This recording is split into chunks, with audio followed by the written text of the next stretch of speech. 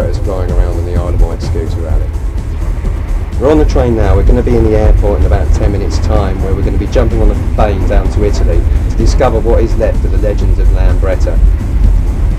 While we're going through all the palaver of checking in and passports and queuing and tickets and all that malarkey, sit back and enjoy Nigel Cox's beautiful collection of old Lambrettas. Hi, my name's Nigel Cox and I've got the world's biggest collection of Lambretta scooters. Let me show you around. Right, this all started I think back in about 1986 when, like everybody, I saw an SX200, which was a scooter that I really wanted, and that what started me going. But as we walk around, I'll show you some of the scooters. This one here, TB175 Series 3, this is a classic scooter with all the mod accessories on it.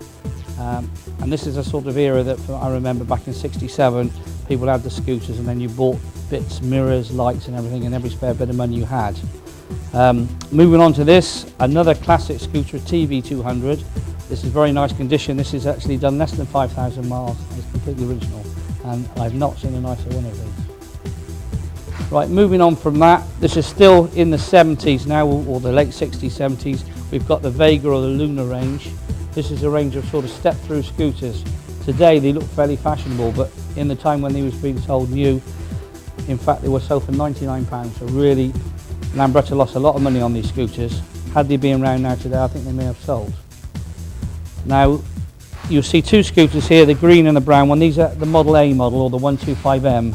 This is how Lambretta started, and these were actually designed just after the war. 1944 was a prototype, and they actually came onto sale in 1947. And although the scooters have got tiny 7-inch wheels, they've got a 3-speed gearbox with a foot gear change, very unusual. It's the only Lambretta that had that. No suspension, they had rubber bushes in the front, and the back was just solid and they just relied on the tyres. But basically this was just to get people moving after the war. They wanted to get the nation rolling again, and this is what happened. You had Piaggio, which was about 6 months before them in 1946, had already got a scooter, and this is what Lambretta came back. Like everything, anything new, they didn't keep this model for very long. In 1948 they brought out the B model. Similar looking scooter, although many things are different. You upgraded to 8-inch wheels. You now had a hand gear change like all the other Lambretta scooters. You had suspension now. You had suspension on the front, which was cantilever, and you had a torsion arm suspension or a bush suspension on the rear. All these are 125cc scooters, top speed of 40-45 mile an hour. Moving on from that, you had the Model C, which was an open model again, bearing in mind scooters up into this era, 1950, hadn't really come into the UK then. A few private ones had come in.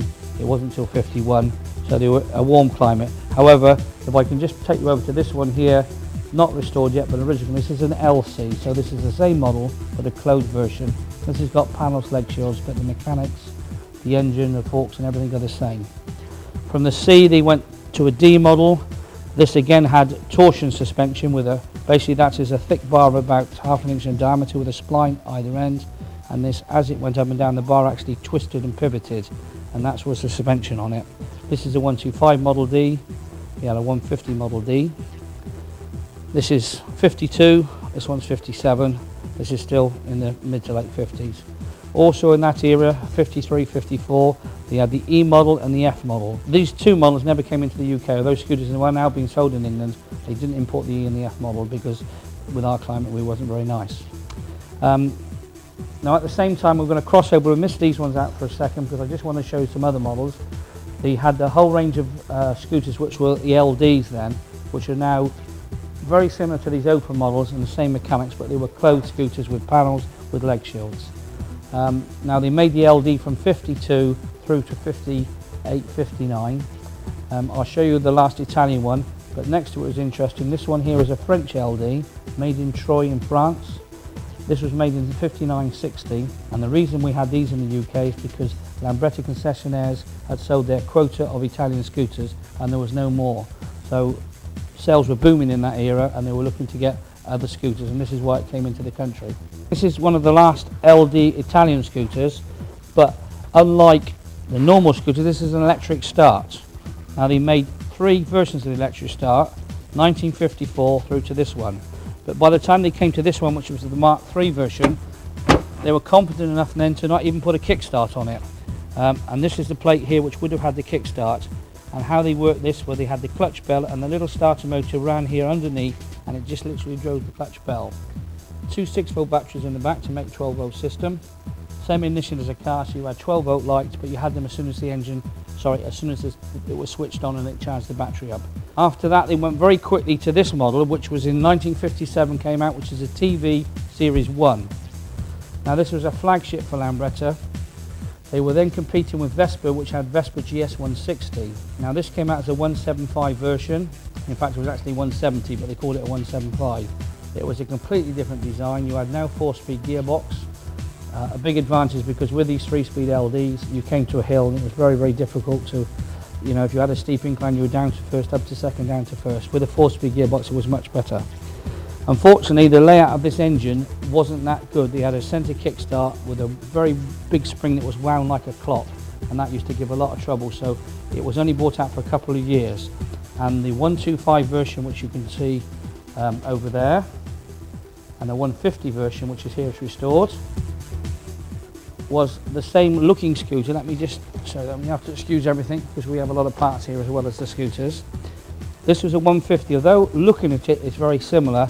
The engine was completely different, and if I take a panel off to show you, what you had here was the basis of all the other engines that Lambretta made, even to the Spanish and the Indian. You had the main crankcase, which now had the gear cluster at the back, the crank drove from the front, and this was driven by a chain. And this was internal, you had an oil bath in it, and obviously this was a combination of whether it be a 125 or 150 200. All the Lambrettas had running on this engine now. And this came out, as I say, in 1958 for a Series 1. And they ran this only for a short time, because basically the problem they had with the Series 1 is, if you look at it, when you turned the steering, the headlight didn't. So as you went round a bend, you were turning around what the headlight was facing. So they very quickly bought this. This was made for 18 months. And they very quickly bought it out, and then you had the Series 2 range, which you had again a 125, a 150 and 175. The TV 175, which is the sort of top of the range version. You had shock absorbers on it, you had a more powerful engine, a dual seat. Still the same type of engine as the other one, the same 4-speed gearboxes, different ratios, but the same setup. That was the Series 2. This was made from sort of late 59 to 61, 62. Then after the Series 2s, you went to the Series 3s then, which was, they did a lot of what we call a slim style scooter. This is an LI 150 Series 3. And then they did, at the same time, they did a range of SX 150s, which are here, and an SX 125. And then again, a very, very classic scooter. You'll see on the top of this is an SX 200. Now that's a really classic scooter, very rare, very sought after. So they made the SX 200, then this went on till about 69, 70, and they bought out the GP range then. And again you had a 125, a 150, and this one, a unique scooter in itself. This is a GP 150, but it's only done about 276 miles from new. Everything's original on it, and this is the nicest example of original scooter I've ever seen. So rare to find one in this condition, and especially a British one. And then this would have finished the Lambrettas in the way Lambrettas were being built. This one here is a 200 GP, but an electronic. If you see the sticker on there, this was the electronic for the ignition, only for the points, not electric start or anything. Lambretta did that and finished in 58. So now this is a 200cc scooter. They modified the crankshaft, a bigger, thicker crankshaft flywheel with electronic ignition rather than points. A nice pickup and a contact. They also did a whole range of three-wheelers. They started off in 1948 with this one. It's very cluttered, but you can get the basic gist of it. This is an FB, which is basically the back end is the same as the B models, but the front, you steer the two front wheels. This is only a 125cc. As you can see, this was for ice creams, but you could carry a flat box or whatever. You can carry coal, whatever they wanted to do. So it's very, in Italy, a lot of people used to potter around on these little things. And then this came out. This is an FD version. This is about 57, 58. And now the steering is just one wheel at the front like a conventional scooter. An axle at the back with a little drive shaft with 2 rubber donuts on it. And they made this in lots of versions with a cab or with not a cab, flatbeds and extensions, whatever. The name Lambro comes from the river Lambro, which actually runs through the site in Italy where the scooters were made. This one here is the 175cc.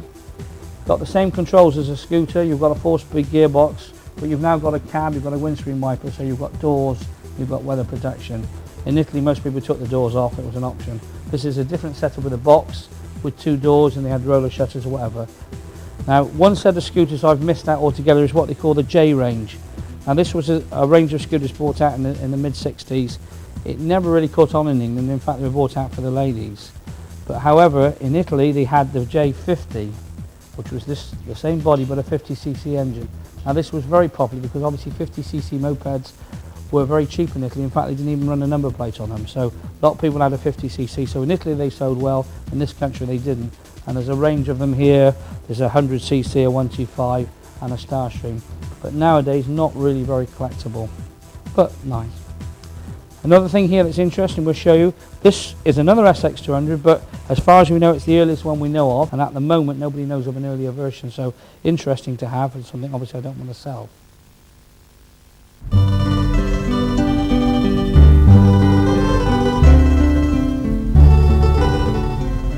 Well, I hope you enjoyed that.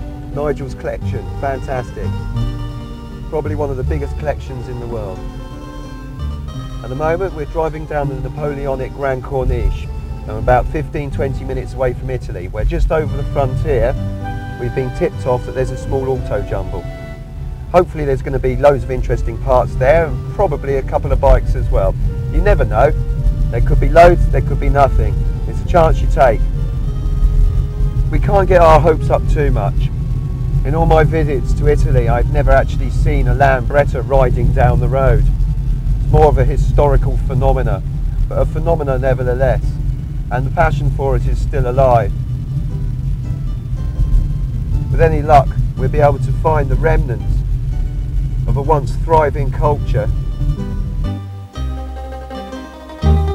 You got to remember, there's 30, 40 different types of Lambretta and Vespa. You're not going to find everything that you you'll want in one stall, but you can find one bit. You might not find anything that you're after, but the great thing about these Italian auto jumbles is that you've got more stalls over here and more stalls over the other side. They're great for people who really are serious about the restorations of their bikes and want original pieces. These are the places to come. Here we go. A Mark 1 LD 125 cylinder. I've needed one of those for about 3 months now. Haven't had any joy finding one in Italy, in England rather. Bang, I've got one now though. No, tell a lie, I've got 2. That is absolutely amazing. Grazie signore, perfecto. Amazing. Goodbye. Goodbye. I've been looking for one of these. It's a Luna 50 headlamp rim all over England. I've had no luck whatsoever. I just strolled up to a store. Here it is. Problem over, job done. I've still got change. Fantastic. Oh wow. Now this is a bit of a find. Not much of a find, but a bit of a find. This is obviously an LD125. It's a Mark 3B. Well, you can tell that. You look at the cowlings on the handlebars. The only other ones to have cowlings as standard were going to be the Mark 4 French LD. Slightly different design on the ferrule. Was it the horn casting slightly different? No badges there. But this is generally a pretty complete bike. It's okay. The mudguard's dented around. Try and find a LD mudguard that isn't. It's a bit of a pain in the arse. You buy something like this, you're going to expect it. It is a rare old gem, and it's the sort of thing that in a few years' time you're not going to find any of at all. So if they're there, you've really got a bit of a historic duty really to try and get it and try and preserve it. Look at that. This is the sort of thing that should put people off. Oh look, it's all seized up, all nasty, no surprises there. Typical late LD kickstart mechanism. We've got a Lambretta Series 2 here. Now this is the first bike I ever owned, and I think they're absolutely fantastic. First thing that attracts me to this one, in fact, it looks straight, it's clean, the mudguard isn't bent around. You've got this nice little sort of stripy, tutti-frutti, handy leg shield rubbers. You've got a floor mat on there. Well, everything's reasonably solid. It's complete. It's had a blowover. You could be forgiven. You look at this and you think, wow, it looks all very original. That must be worth a packet. Well, reality is it costs a packet, but it isn't original paintwork. Things you look for, like the bolts here on top of the forks, they've been painted. Little bits of overspray on the running strips here. This is pretty much your bog standard model. Produced between 1959 1961. Very popular here. Very popular in England. You can get loads of bits for Lambrettas and Vespas now. All the bits you generally need to restore, you can get from catalogues. You can buy brand new reproductions. But there's some stuff you just cannot get. Now, where are you going to find a Lambretta Model E plate like that? Absolutely amazing.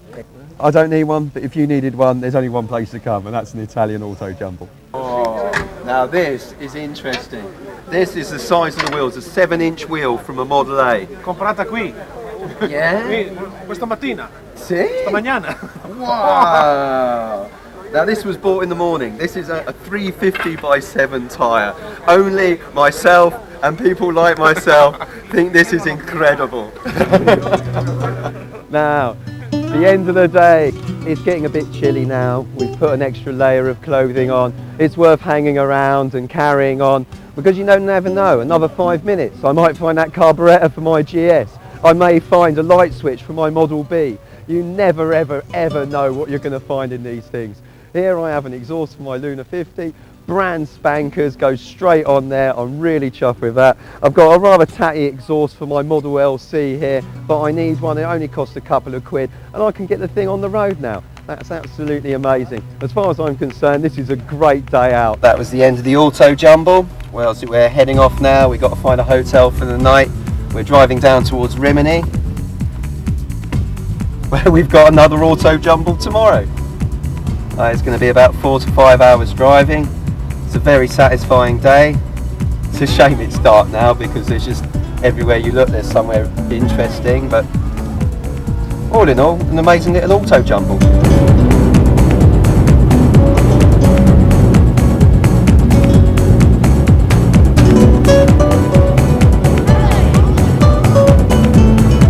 Right, it's the next day. It's Sunday morning. We've just rested, recuperated, and now we've got about half an hour before we get to Rimini. Here we are in Rimini. Now we're just coming up to the National Motorcycle Museum. Now inside here we've got another big auto jumble to go to. It's a big 2-day event. A lot of the smaller jumbles you don't find a great deal of stuff at anymore, and the jumbles are certainly dying out. The commercial element to it is almost over now. If you have a Lambretta now, hold on to it. Watch the price. It's going to go up and up and up because the only place to replace these old bikes comes from Italy, and the supply is drying up here now. You won't find SX200s, you won't find TV175s, very rarely. If you're very lucky you may, but you'll certainly find plenty of parts. Incredible. Here we've got, as I mentioned earlier, the bike that I didn't think we were going to find. A TV175 Series 3. It's nice to find. It's quite original. It's battered about, it's knackered. This is the sort of thing that really you've got to restore yourself. It can't be got on the road as is. Well, the nice touches are the fact that it still has a disc brake down here with the windows in it. The front mudguard, if you can hear that, you can certainly see that it's split. It's fiberglass. Classic TV175 Series 3 front mudguard. And the engine turns over, true to Italian form. Absolutely fantastic. I've just arranged to buy this bike, so there's no point anybody else coming to Italy to see if they can buy it. It's mine.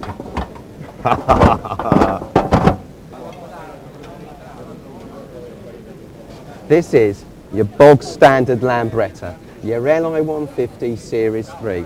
In my opinion, the best Lambretta they ever built. You get your SX200s, your TV200s with expensive disc brakes, costs a fortune to buy, and just not worth it really. This, perfect size engine, very economical, very reliable, you can get absolutely everything for them, amazing. Just checking the engine, lovely. Very rarely have I found one in England in this sort of condition where the engine turns over. I guess it's all to do with the humidity, temperature, water in the air and all the rest. The engines tend to turn over here, which is great because that not only means that it's going to be easier to strip down, but it means you're more likely to less likely to have had moisture inside the crankshaft, which affects all the big end journals and stuff like that. And then you're talking 70, 80 quid for getting hold of a new crankshaft. Wow, look at that.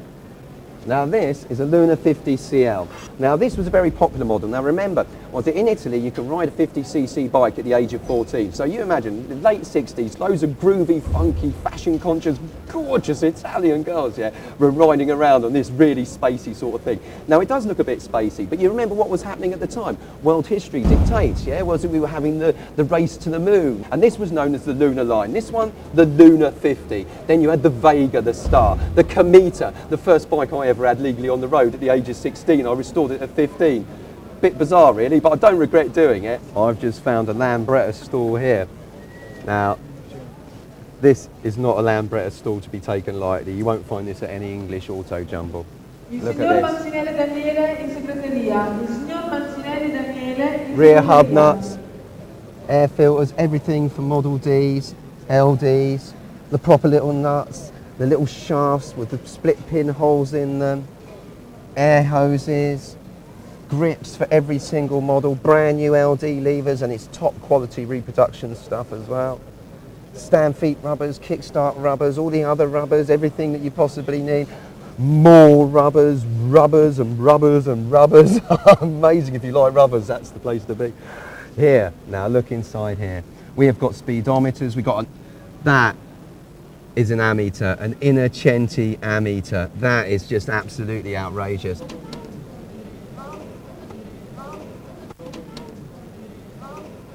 It turns over. It's a little bit gritty, but there probably hasn't been any oil going through that engine for 20 years. It's complete. It's got the panels are straight.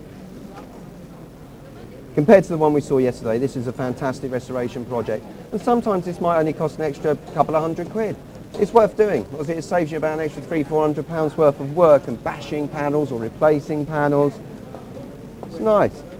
Notice here, we've got a little blanking plate down here. That's just for the Speedo. They're quite often fitted as optional extras, and if you didn't have a Speedo drive, you had a little Innocenti blanking plate. True to form, this one's been taken off and put on upside down. A 1954 Model D here, absolutely amazing.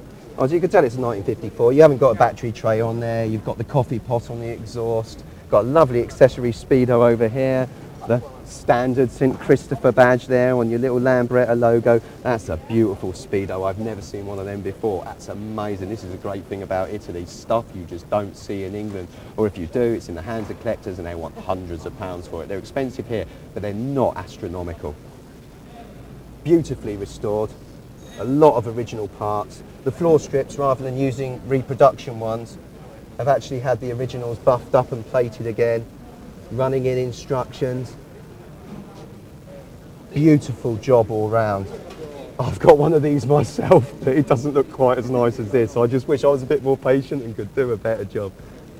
Incredible. Look at the condition. The Model Ds, as opposed to the LDs, all have painted engines. Anything that didn't have panels had a painted engine. Same as that Lunars, was it the Lunar Lines, the Model Ds, the Cs, all of them. General rule, absolutely fantastic. And this one's being done really well. Real attention to detail. Look at this. These aren't reproduction adjusters either. These ones are being replated. The switch doesn't look like a repro either. Lovely job. Beautifully done. Nice touches as well. I like this HT lead here. It's transparent. It's got this strange psychedelic flexi colory thing in the centre of it. I think that's really wild. And if I can buy some of that, I'm going to, and I'm going to fit it to a bike. Absolutely incredible. Great little bikes. Now this was known as a sports model in England, a bit of a con unfortunately because it didn't actually go any faster than the model that had all the side panels, the LD and the bigger leg shields. But you've got to market it somehow, and aesthetically it's probably a bit of a tricky job. They cost a little bit less, didn't go any faster, but people went on expeditions on these. People went all around the world on them. The publicity stunts were wild. I've got pictures of these at the top of the Himalayas. Was it broken down on the side of the road in Caracas? Absolutely incredible. They're not fast, but they're sturdy, and they go on until the cows come home. A beautiful job. Absolutely bellissima. A little J50 Deluxe. Was it? Look at all the little flashes on there. Was it? There's about 4 or 5 different types of J50. Same thing again, was it? You could ride them at the age of 14. They're fantastic. Speedo blanking plate here, rubber floor mats. They did come with plastic strips, with rubber strips, with end caps like the LI, a variety of versions. Not many of them in England, but great little bikes. I really like one. I actually got one for my wife and it was fantastic. She didn't want to ride it, so I ended up scrambling it, but it went really fast and it was really fantastic. And if your nipper wants a bike, this is the sort of thing to go for. You can pick them up reasonably cheaply here as well. They're not better. If you can go to the trouble of coming to Italy to actually get one of these J50s, well, you're going to be able to find all the parts for them as well. So it's not that much of a chore. We've been here all day. There's just so much stuff, I just can't believe it. I've managed to find a few odds and sods here and there. But for most of my Lambretta stuff that I haven't found here, tomorrow we're going to the Vatican City of Lambretta, to the Lambretta god himself. We're going to Casa Lambretta in Milan. To see Vittorio Tessera's own private collection and to pick up some odds and sods so I can finish off all those bikes that I'm still halfway through restoring. It's been an absolutely exhausting but an amazing day. Interesting, virtually empty. But look at that. A Lambretta Model A. Yeah, a lot of the parts for this you can still get hold of. They've still been remanufactured. Yeah, you've got the foot gear change here. Yeah, original switches. Oh, look at that. Wow, everything original. That's incredible. I would bet £1,000 that one of these in this condition is not in England. You will not find one. Look at that. Now, that is a... There's even more to go on there. My God. Yeah. From what I can understand, he bought this bike for the side panels because he could take all the badges off that were all worth a few bob. But if that is not the most Mad Max Lambretta side panel you've ever seen, then I'm just not in this garage, and this is all just one incredible dream, and I'm going to wake up in England any morning to a gas bill. No, there's about 3 or 4. Wow. Yeah? My God. That's a Model B racer. That is a Lambretta. I've never seen anything quite like this before. Only in picture books. That's incredible, and it's not pristine either, and I like that. It's got a usable thrash it around, have a laugh quality about it. Holes drilled here, help ventilate the drum, disperse heat. Look at that. Everything, all these little extras, little plate here, stop you.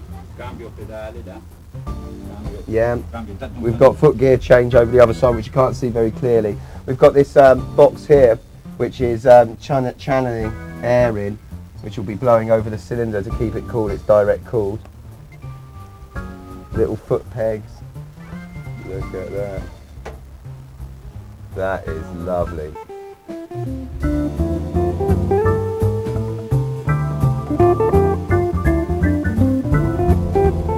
Now we're about 5 minutes away now. We're actually just entering Rodono, which is where Casa Lambretta is based.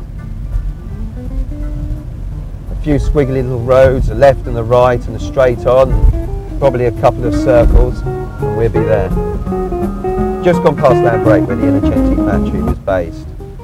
Now, a lot of people think that because Vespa was produced just over a year earlier than the Lambretta, that for some reason Piaggio must have been a more visionary company. The reality is that during the Allied advance, it took the Allies longer to get further north. By the time they arrived in Milan, half the factory had been bombed and half the machinery had been taken by the Germans in their retreat. The factory itself, like Piaggio, had been part of the Italian war effort and had been handed over to making missiles, shells, general munitions. After the war, the Allies took control of the Lambretta factory, and well, the Innocenti plant, as it was, as the Lambretta, still had to be invented for an indefinite period. And there was a lengthy legal battle where Fernando Innocenti had to negotiate the return of his company in order to get people employed and working again and minimise the discontent felt within the area. These points largely explain the delay between the start of production for Lambretta investment. But essentially they were both based on the same idea, the same needs and the same desires of an Italian people in a grim period of history where everyone just wanted to get on and work. Innocenti, classically, descended from a scaffolding company that had done very well under the fascist rule of Mussolini, eventually used what amounted to a scaffold pole as the central stem of their machines. Just as Piaggio, who had been making planes, engines, cable cars, trains, a pressed steel company, relied on the pressed steel construction for the model of their bike. All common sense, really. And both bikes worked. Maybe this goes to show the extent of the demand for a cheap, affordable, fun, economical little bike. Right, here we are, Casa Lambretta. Very exciting. Straight away we see J ranges, frames, brand new frames, half restored LDs, Series 1s, 42L2s. Fantastic. And here we are, actually at Casa Lambretta itself. And here is our man, Vittorio Tessera, the main man.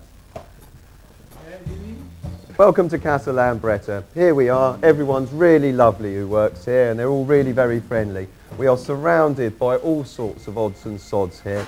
Here we have a Mark 1 LD frame. You can see the Innocenti origins of the scaffold company, utilising a steel tube to make the frame for their bikes.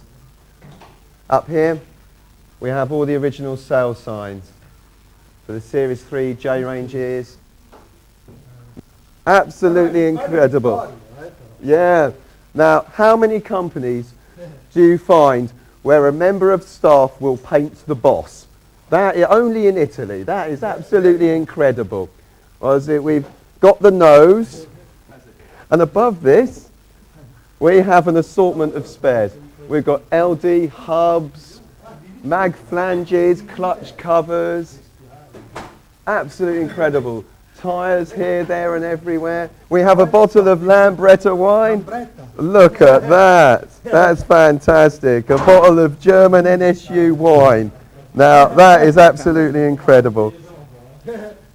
There we go. This is amazing. This is the best shop in the whole world. Over here we've got a Mark II LD, 1955. It's not absolutely bang on, but it's a nice looking bike. And it's got some interesting accessories, especially this rack on the back, which I've never seen before. I'm glad it's not me that's working on it. Yes. This is my work. Yeah, this is the one that would be preferred to be shown to the camera. This is lovely. This is a 1969, 1970. GP200, known as the DL in Italy. Fantastic. You notice disc brake, dampers in its original ochre. Absolutely beautiful. Chrome is fantastic, but this is something special. Look at that.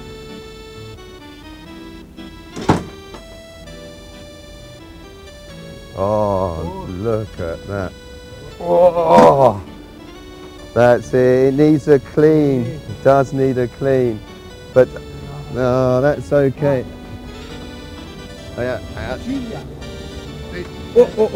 Carretto siciliano.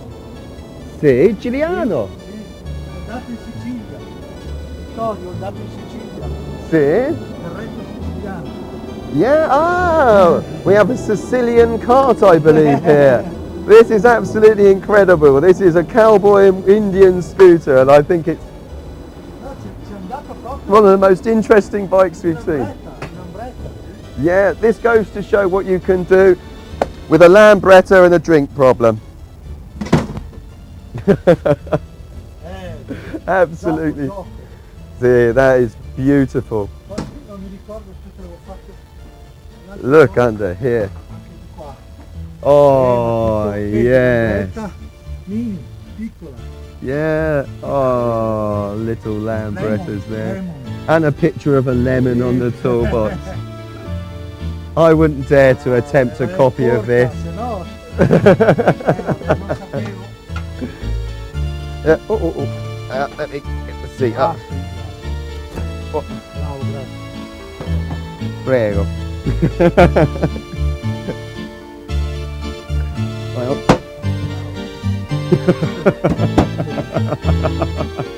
This is normal Series 2 side panel fitting. That's it, yes, it'll click. Any second it'll click. There's your click. Absolutely lovely. There we go. Personale Vittorio, personale. Yeah. Proprio su Vittorio. Really? Oh, it's Vittorio's. Sua. Really? Well, this is one of Vittorio's, but Rodolfo's got to take the blame for this. Egitto. Egitto.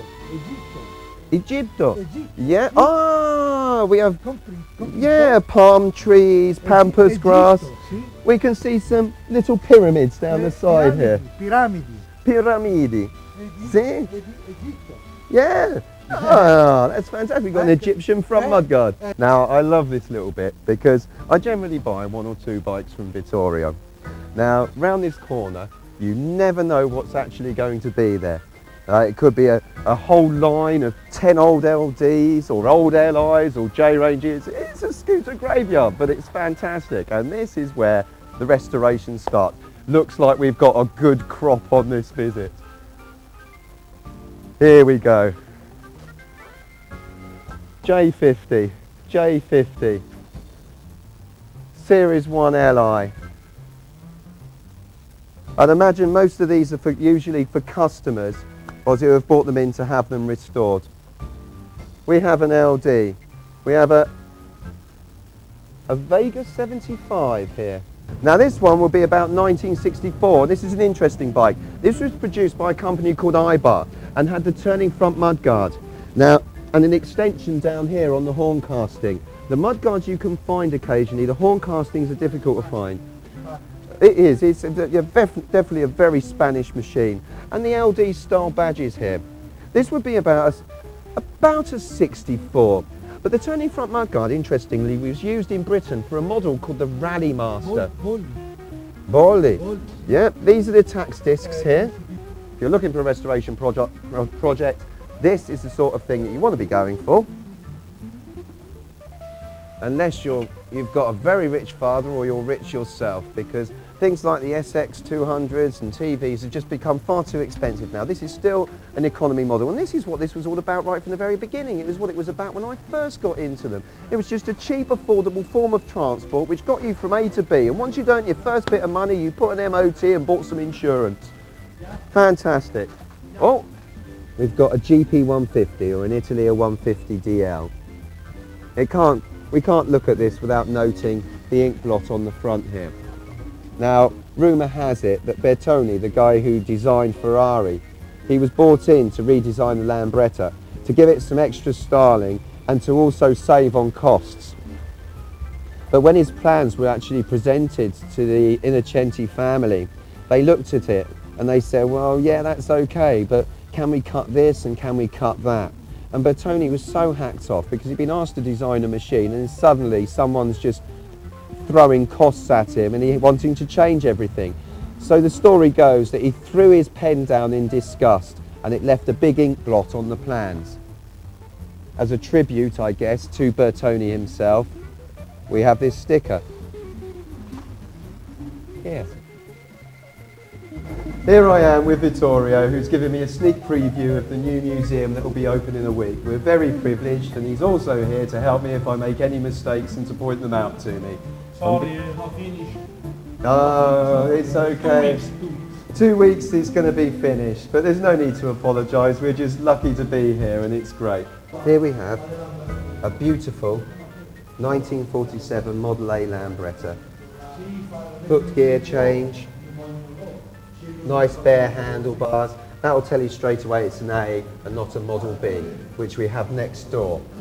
Absolutely beautiful machine, this one. You've got the gear selector up here. If we have a look in here, we've got first, second, third. As you twist, this indicator moves up and down. Same frame, but something that's been introduced to this one is the rear suspension. If we look down here, this is our suspension. Other differences, we've obviously got the gear selector box here. Now this one stayed the same and was carried through over onto the early Model Cs and LCs. Nice machine. In this sort of condition, this sort of original condition is really rare and a real privilege to have a look at. And if it wasn't for machines like this, you wouldn't actually have a guide in order to be able to restore these in the future. Just little things. Were things zinc plated, nickel plated, nuts, bolts. Fantastic. The front wheel here was also enlarged from a 7-inch to an 8-inch wheel and was held in place by the front mudguard rather than what we would know as an ordinary set of Lambretta forks where the wheel would be bolted in tightly into 2 links on either side. This, fantastic. This is an unrestored 1950, 1951 Model C, LC rather.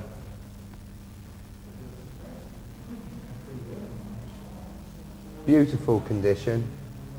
We can see here, we have the beginnings of your standard Lambretta forks. We've got springs coming up here and the cantilever effect.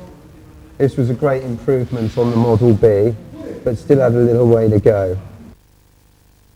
Here we have a Model B racer, private customer, privately built, lovely example. Here we have a very important machine. This is a Model C racer, and the engine number is actually number 1. This was built by the Innocenti family and never sold on. A very special machine. Everything is being remodified on it, crankshafts, gearbox, this carburettor, absolutely gigantic. Absolutely unique, not another one in the world. This bike has a completely remodified engine. It has stronger gears, stronger crankshaft, an accessory tank. This seat cover is an original one. The bike itself has been repainted. The tyres, we have proper Corsa racing tyres, and down here a larger front brake. Obviously if you're going faster you need to stop faster. Now this is a very good condition 1957 Mark III LDB. As we've already said, it was the Mark III that had the cowling here. Very good condition, very interesting, but not as interesting as the Ribot next door. Now this came out in about 1954, 55. This is the last model This- because the I have 2 cables for the gear. Rather than Second this series. is the second series. 58, 59. That's it. We've got, yeah, this is the second series. As we've already said, 2 gear cables here. We also do not have an external coil here and a different air filter. Exactly. This bike's capable of doing over 200 miles to the gallon and is popular nowhere else in the world except for Venice. Venice, sì, Venezia, Veneto. Yeah. Trieste is popular. Yeah, and nowhere else in the world except my house and Vittorio's museum. What we have here is a cutaway. These machines were actually used for publicity purposes back in, well, when the vehicles were being produced, in order for people to be able to see how they worked and how they've been put together. A lot of... Hey, it all turns over, look at that. We can get the camera in here. We can... Sorry, no gasoline. There's no petrol in it, No petrol. but we can get an idea as to how the engine runs. Piston up and down here, vertically obviously, rather than forwards and back. We've got the clutch here, the gearbox, the kickstart mechanism, LD kickstarts, not my favourite. No, nobody's favourite. And the shaft drive, no chain on here, and you can see the shaft in the centre here. This is an LI 150 Series 2. Very nice. You can tell it's a 150 from the badge and the running strips that are rubber. Now this one on the side has got written Lambretta Servizio Olimpiadi Roma. Yeah? What's going on here? Oh. Yeah. Hang on, yeah. Let's pop it on there. There we go. The Olympic Games? Number 12. Yeah? Oh. 19, not 12. So an official tour bike. Yes, Yeah. 80 pieces. 80 Yeah. pieces and 20 motor rickshaw. And 20 rickshaw, yeah? Rickshaw.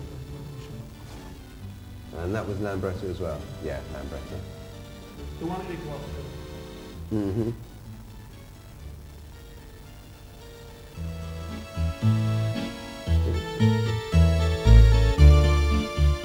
This is a 1952, 51. 51, 51 a 90. This was built under license by the Germans. If you have, there we go. There's loads of little differences. We've got a bigger horn here, an NSU badge, a different light rim, locks there. The mudguard has got a ridge in it here. This is very interesting. What NSU did, they built these machines under license, and after a short time they decided that they didn't really want to be paying Innocenti a lot of money for building these things, so they just built their own. They changed the engines, made a few other alterations, and just stopped paying what they owed Innocenti and started producing their own. And there was a big argument between the two companies. But this is a very early one. This is a proper Lambretta built by NSU. Very rare. Well, I think this is about a 1954? 53. 53. The last model. Yeah, the very last model. Very last. Very interesting. Very rare. And I'm going to let Vittorio explain all about this one, because no, you know more than I do. This is the first produced in the 50, in the 51, and changed for 3 times in this type. But the engine, the frame, is the first. The number 1 modified in 2 years. The head, 2 axes. 2 plugs in there. The carburetor, Shaft drive. just arrived change. Understand? Yeah. 12, 14, 48, 11, 46. And that's the ratio. Eh? That's the gear ratio inside. Yeah, that's a good idea. Change. Yeah, that's interesting. So change the ratio and you just cross it out and stamp the new one on there. I'd like one of these. Very beautiful. And a strong warning to the motorcycle industry that if they produce scooters, Innocenti would come back with something like this and give them something to worry about. That's beautiful. This is a 1969, 1970 J125 Super Starstream. It has a false horn casting here, a turning front mudguard, more closely trying to resemble the Vespa, I guess. 2-tone paintwork, had an awful lot of money spent on the advertising campaign to try and get it to sell. Not many machines were actually built, but this is a fantastic example of one. This was the last in the line for the J-Range series.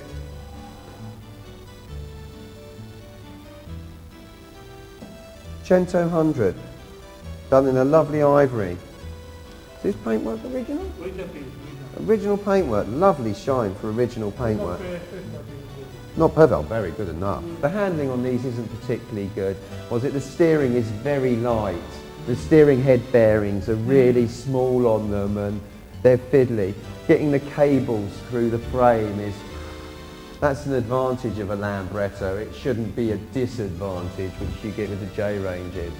In 75 I bought 2 years ago from one woman. He bought new in the 60, 1959, and now never used. Never used it. And it sold me 2 years ago. Yeah. And I promised to this girl that I put in the museum because it's very, very condition, original paint, original paint, silencer, all original. That is absolutely perfect. Very, very good condition. Look at that. Well, what a privilege. The museum isn't even open yet. Vittorio's had to go back home now. It's left us with the keys to lock up. A fantastic collection. Lots of little stories attached to them as well. The little Lambretta Vega back there that was given to Vittorio on the condition that he put it in the museum. It has virtually 0 miles on it. The Olympian Lambretta LI Series 2 here, one of 80 that was used for the Olympic Games. These, the cutaway machines, lent by the Innocenti factory to the museum. This cutaway poster here, an actual size of an LD, also lent by the Innocenti factory. We've got the Model C racer over here, only 3 of those in the world, all of them owned by Vittorio. The warning to the motorcycle industry, and what an awesome warning it was to keep out of scooter production. A little bit of extra history here. It's time to end it now, but we're going to finish off tomorrow by going to the Innocenti factory itself in Lambrate and see what's left of the factory that built this amazing scooter.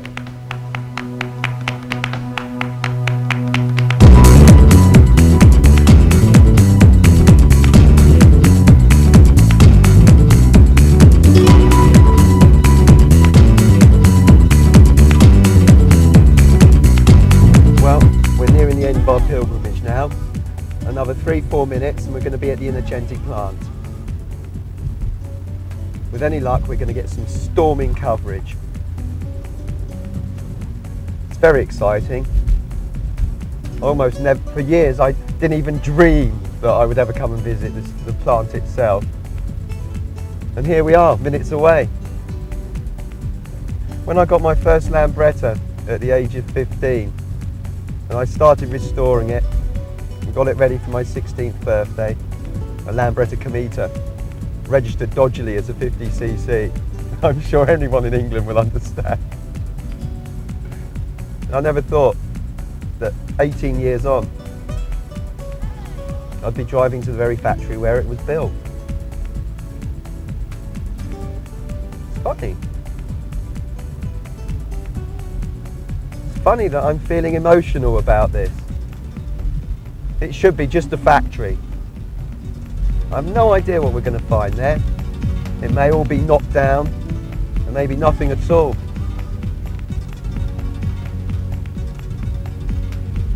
I don't know. But one thing's for sure, I'm really excited about it.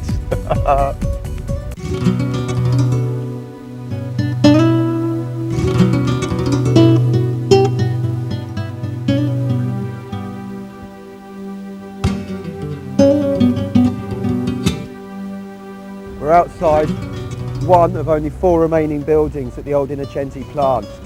This is the main gate and office area.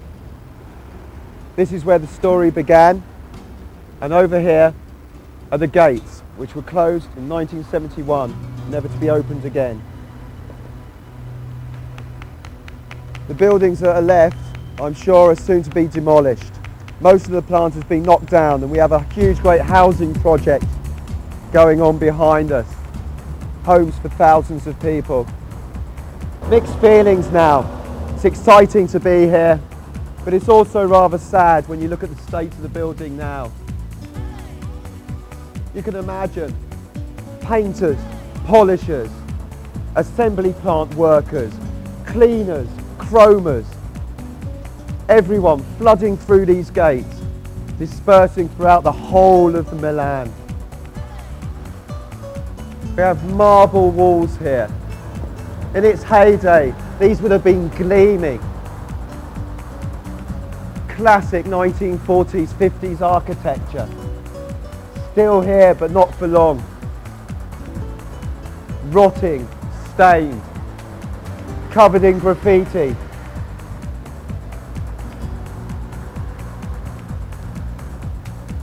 but there's still some majesty. The way that the gates are constructed. Stainless steel. You could still polish this up. I'm feeling very emotional. On one hand, it's upsetting that something that was once so vibrant is now just a shell. It's making me think about all sorts of other things unrelated, but other things that are happy as well. I was just thinking about all the different staff coming out, more about the polishers who would have had cuts all up their fingers.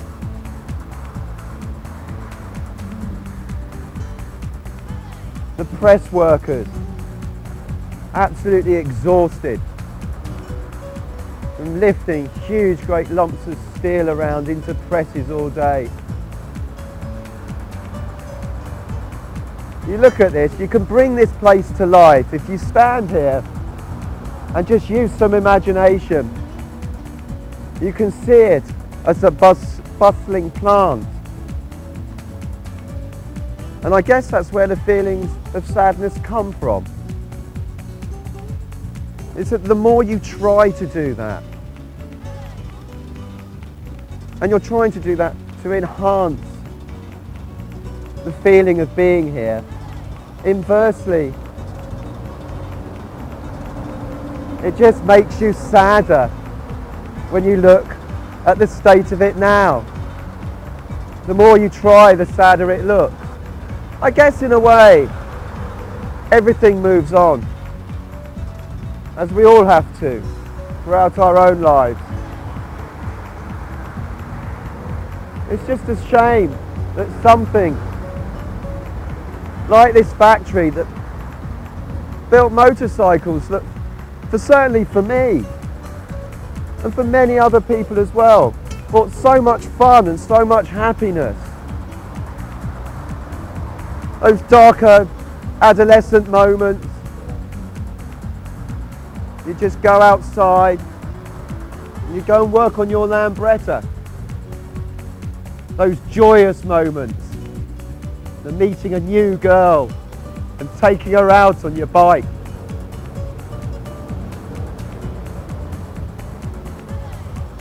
She might not have cared, she might not have known what she was on, but you did. And all throughout my life, certainly, if I've had long hair, short hair, dreadlocks, Mohicans, as an accountant, as a foreign student, I've always had a Lambretta.